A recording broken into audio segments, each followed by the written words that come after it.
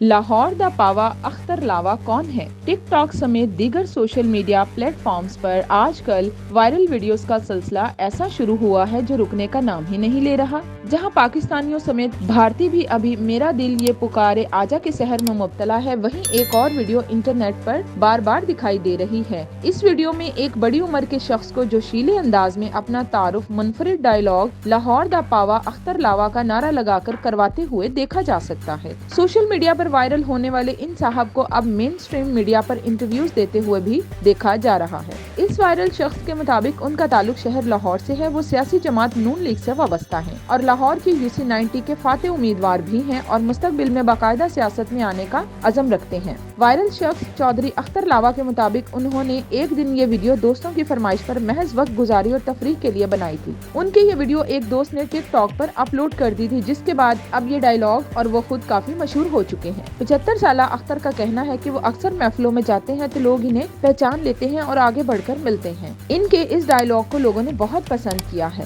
لہٰذا انہوں نے اب اسے اپنا علامتی ڈائیلاگ بنا لیا ہے۔ معروف کامیڈین، انفلوئنسر، اداکار مومن ثاقب نے وائرل شخصیت لاہور دا پاوا اختر لاوا سے ملاقات کی ہے۔ مومن ثاقب نے اپنے سوشل میڈیا اکاؤنٹ انسٹاگرام پر اختر لاوا سے ملاقات اور ملاقات کے دوران کیمرے کے پیچھے عکس بند کیے گئے مناظر مداحوں کے ساتھ شیئر کیے ہیں۔